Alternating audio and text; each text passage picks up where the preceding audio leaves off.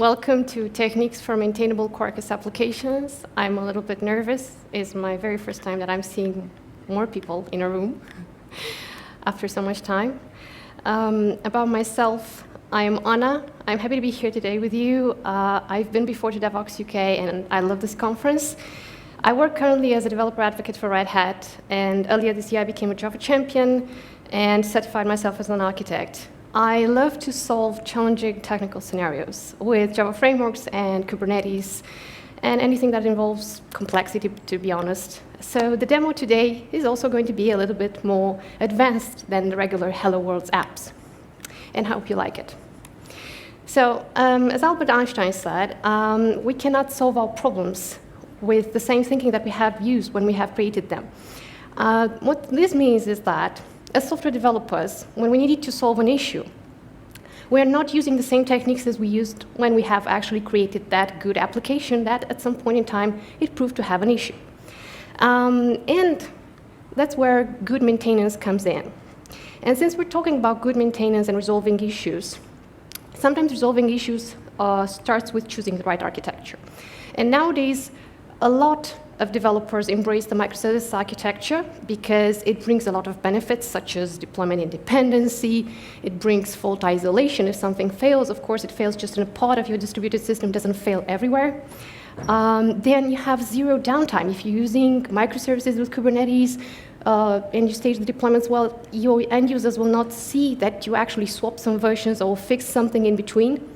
And last but not least, you can scale your microservices per the workload that they receive. So sometimes maybe your application doesn't receive the same workload everywhere. You don't need, like in the monolithic application, you should have scaled everything from the ground up and give a lot of resources to everything. You can scale wherever you need, and you can do that sometimes even automatically. So what this brought, this new type of architecture, brought new maintenance challenges. It solves some, because it's easier to do nowadays with microservices. It's easier to do a fix, since the fault is isolated. It doesn't affect the entire system. You get a little bit more time maybe to do your fix. But it got some challenges in terms of deploying to containers. Now you get logs, a lot of logs from the container, from the Kubernetes, from the app itself. And sometimes you need to know how to define those logs and tailor those logs so that you don't end up with just too much, so that you can troubleshoot in a good time and do that fix really quick.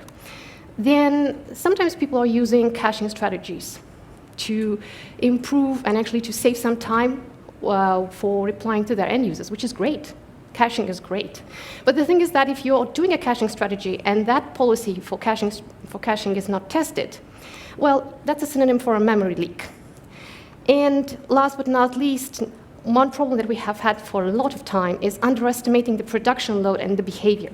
And sometimes, well, production with microservices is always evolving. So once something that you have measured once, it might not be the same in some days or weeks or months. So always you have to keep an eye on those. And of course, in today's talk, we're going to look at those issues, and we're going to look at those challenges, and we're going to look at those together with Quarkus. And why did I choose Quarkus for the today talk? First of all, because I like the developer experience, and I have 20 minutes to show you how to fix things and how to do things. And thanks to that developer experience, I can do the live reload. I can use continuous testing, so I can test while I'm coding, and I don't need to set up databases to actually do my coding and my local. So invest a lot of time into things that are auxiliary to my actual work as a developer. Then it has Panache, so that I can easily work with my persistence store, with JPA and Hibernate. And also it has Spring API compatibility. What this means is that Quarkus has early detection of dependency injection errors at compile time, not at runtime. So it works really well with Spring, and personal opinion here, I love Quarkus because when coming from the Spring world, as a Spring developer, I was thinking if I don't know how to do something with Quarkus, I'll do it with Spring, and that's it. Without, of course, changing the framework, because it has this API compatibility. And last but not least, it has a lot of integration capabilities thanks to its extensions. So there's a lot of things around caching, around using GraphQL, using gRPC, evolving your data model with Leakybase, and many, many more. And in today's app, we're going to look at the microservice called personalized facts. And this is going to be our focus today. So our focus of the personalized facts is actually to, give an API to consumption somewhere, expose a REST API, let's say. And that API is actually not something that is trivial. Like in our daily work, we are having sometimes to do some manipulations over the data, even if we're consuming them, to give those data in a certain format to the consumers. And I chose the CatFacts API to consume it. And not only to consume it, personalize the facts and expose those personalized facts for consumption further. Next, sometimes I want to store that data in a persistent store so that I don't have to do all the trips around to the API and spend a lot of time in doing that. And I want to optimize a little bit my work. And those being said, with the schema that we're looking at today, we're going to just look and focus at the application scope. That's it, because we want to maintain it. And let's code. So let me make this bigger and actually go, first of all, to my place where I generated the code. If you're interested, this code was generated from here, from code.quarkus.io. And I have several extensions selected. So for building the REST interface, I've already used REST Easy JSON with JSON serialization. To consume, I'm using REST client. I want to see some nice APIs and to interact with my API, and I'd like to use Swagger maybe. So I use this Morai OpenAPI extension that brings me both OpenAPI and Swagger. I'm using the GDBC driver PostgreSQL for interacting with the database, and of course I'm using Hibernate, and I'm using that one to interact with Panache. And of course, I've been using some metrics, and I'll show you why I'm using the metrics, by the way.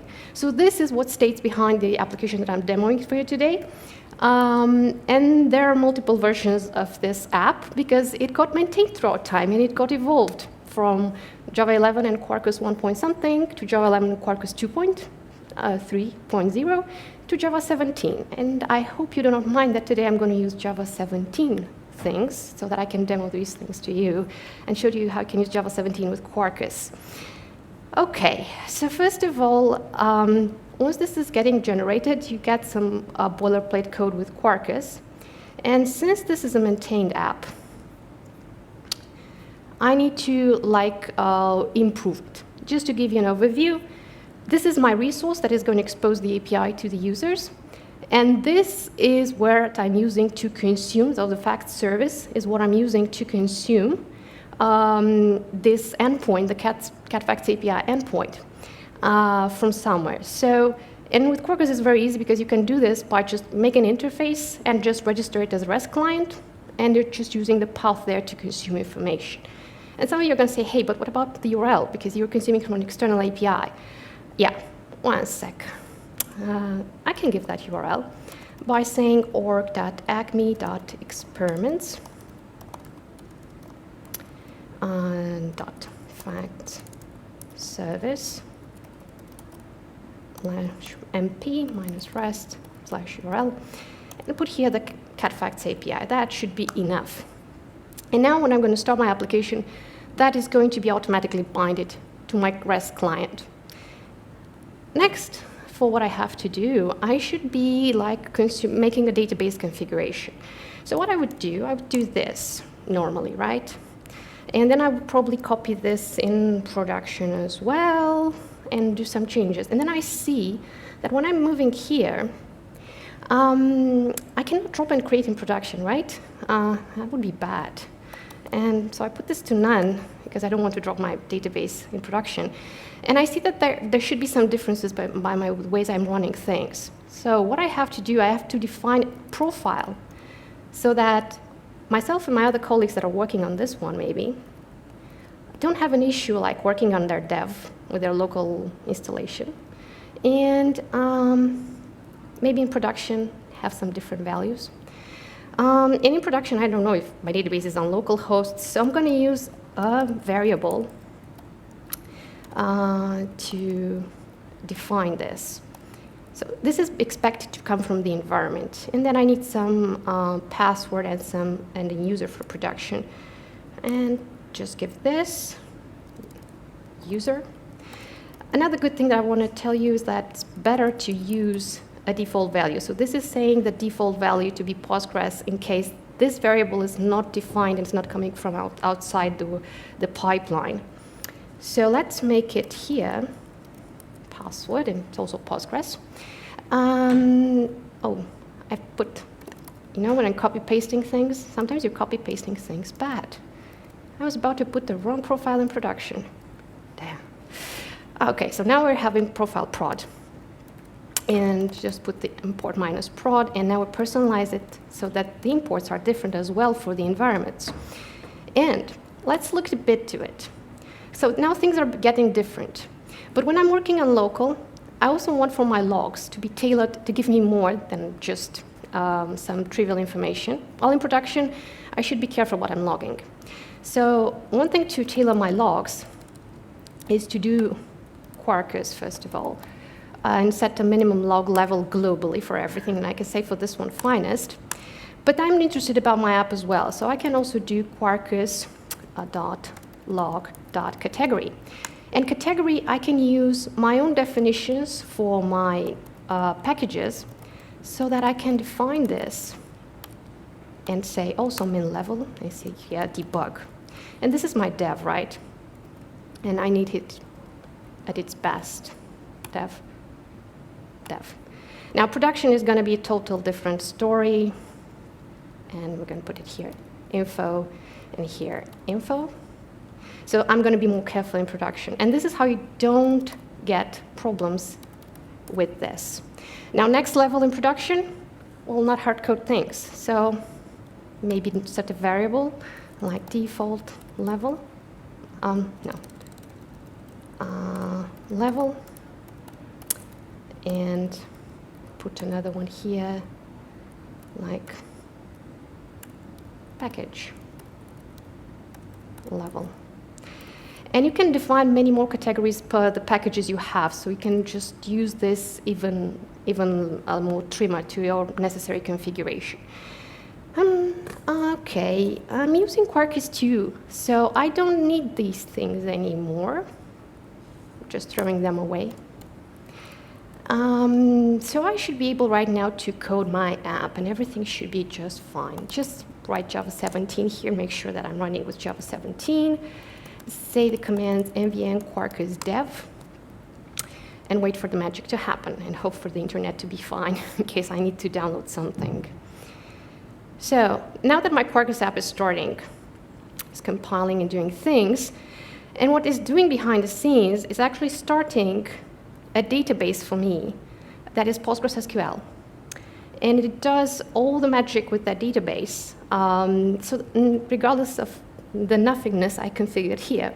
So it's pretty cool that I'm not needing to define that anymore for my app. And I can also go for info and just put it like this. Good, so now things seem to be looking great. And let me go to the browser and see if this is started, by the way. Oh, sometimes I have this 0.0.1. Okay, it started.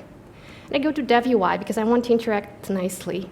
And I'm going to use the Swagger UI for my app. And let's try to execute something to it. Try it out. And of course it's cat, so I'm going to say cat. Oh, I have a problem. I have a problem with this one. Why is this? Maybe something wrong with the service. Okay, yeah. The issue is that I said com.facts.experiments.external here.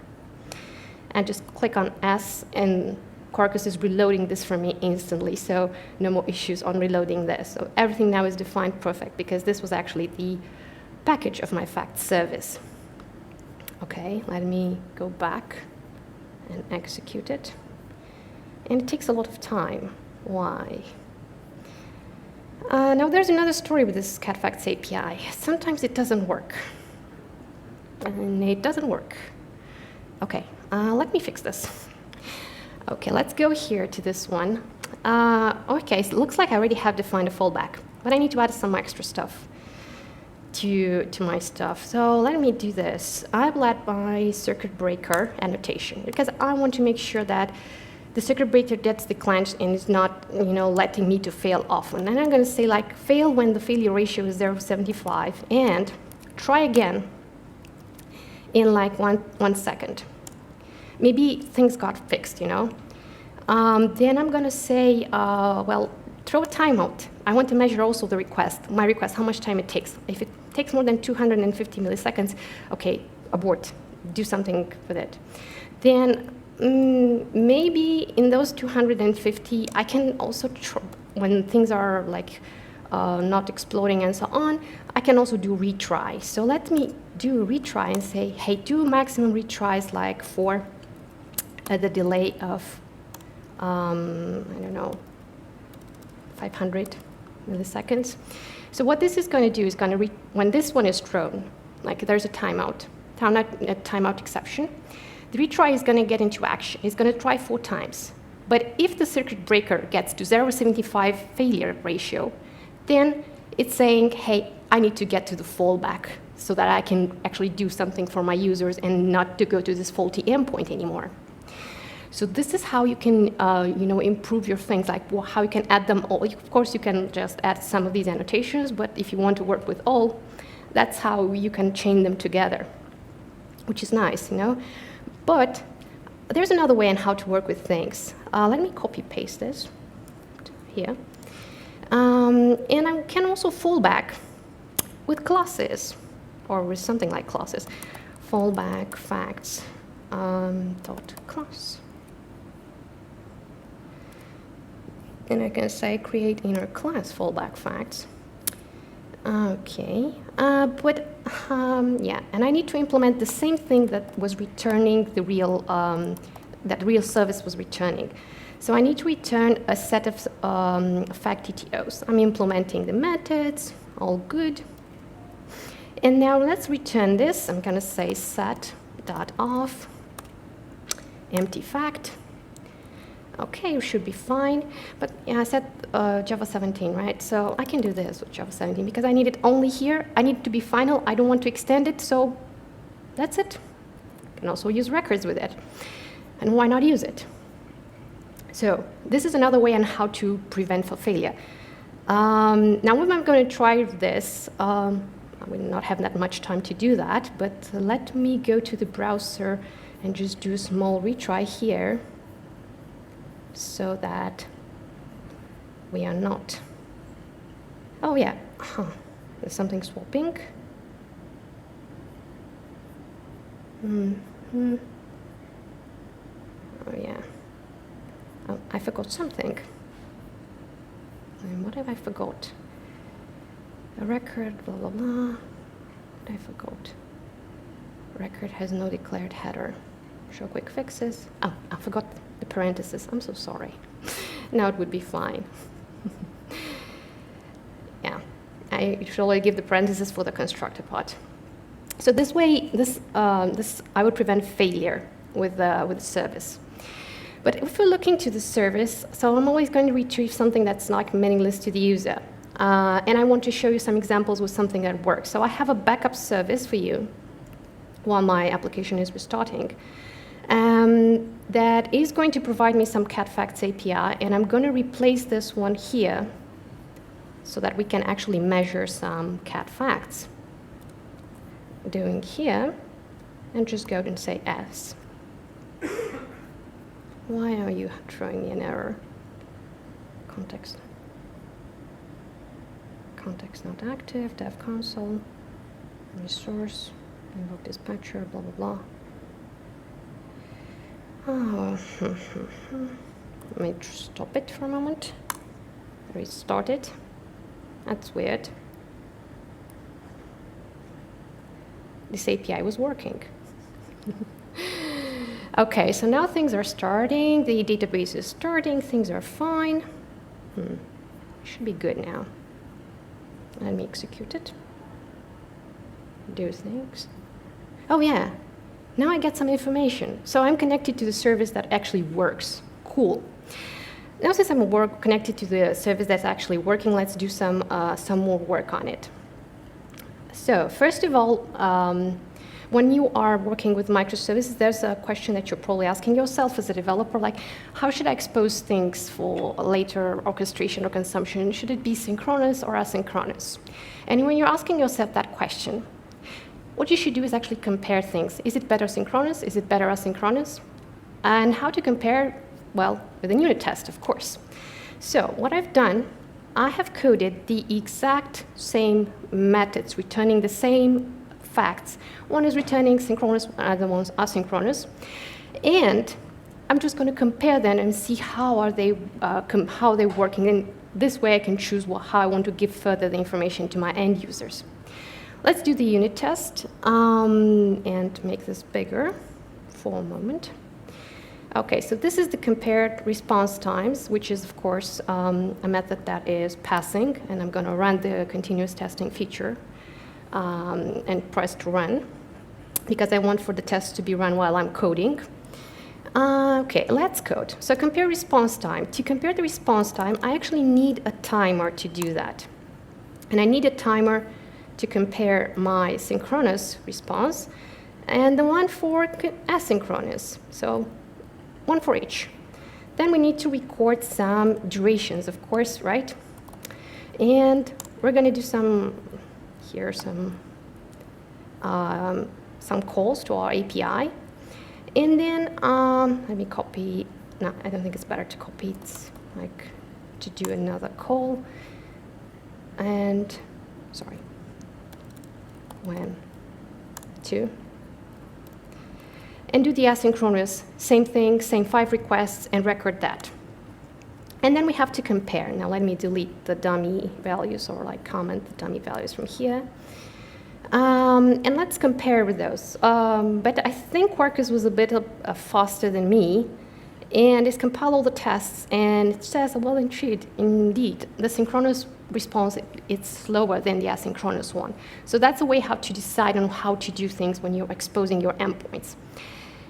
And always do that. And you can see behind the scenes that when the tests try to be run with the continuous testing feature, some compilation fails and it was not working as expected.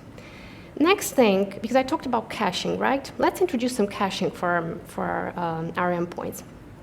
And I'm going to go here in this one, and I'm going to cache by ID. So I can do this by using a cache result, give it a name, say animal facts.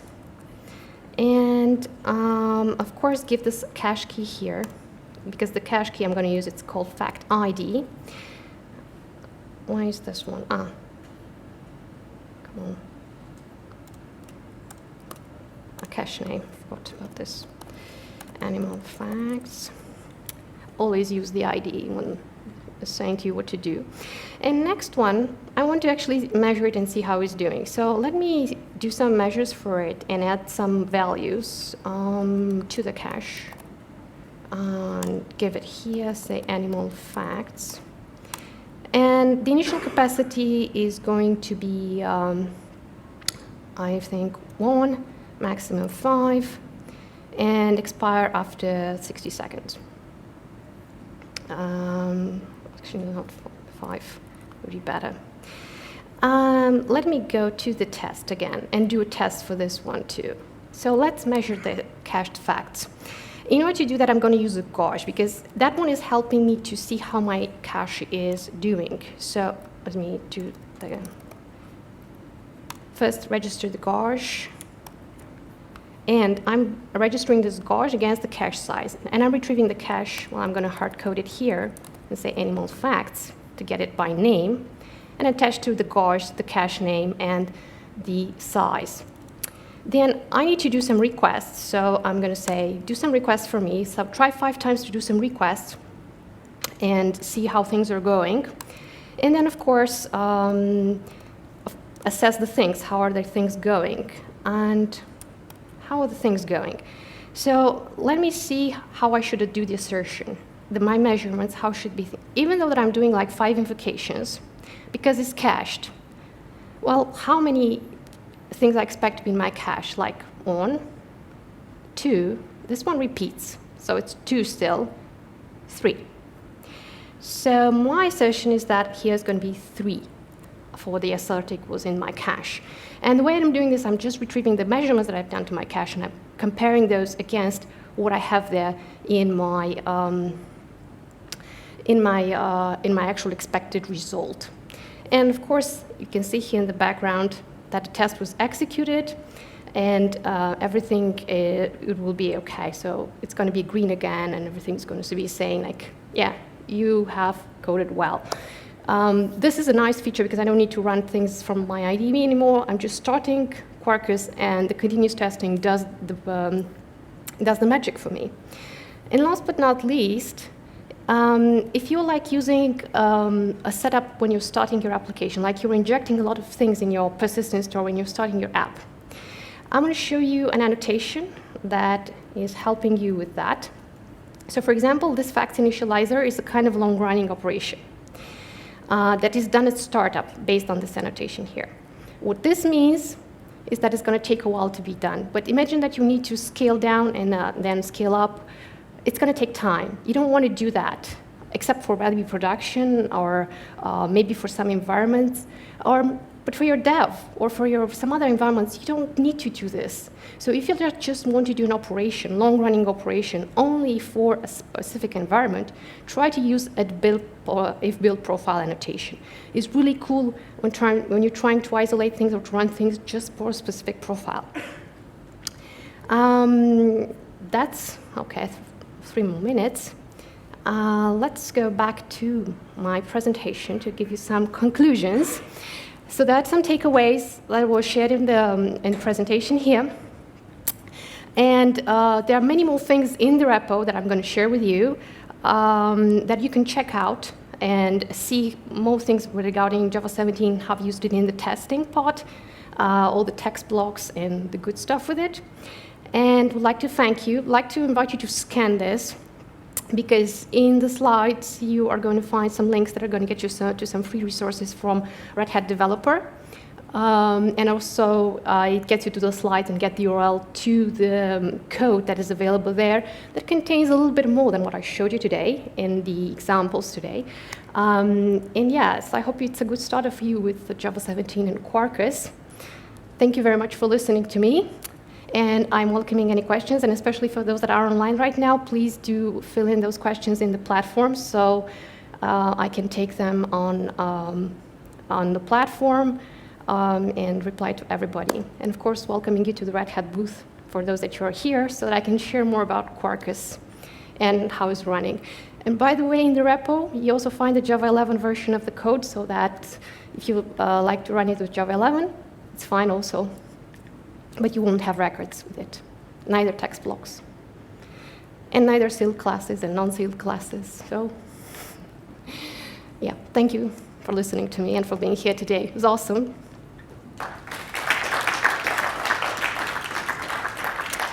So, if anybody has questions, please shout them.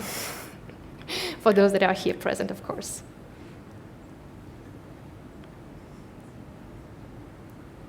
Or we can talk afterwards, yeah. I cannot hear you.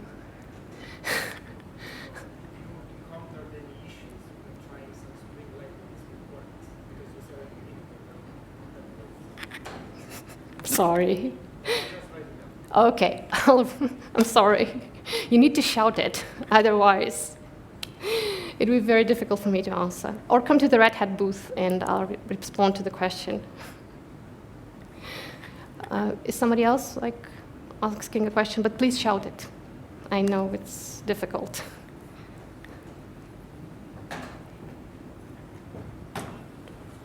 Okay, I'll respond on the platform to the rest of the questions. Thank you everyone again for attending. And maybe you want to join my second Tools in Action. It's going to be more Kubernetes oriented, but this was on Quarkus, and give it a try. It's really cool, even with Java 17. Even better with Java 17. Thanks.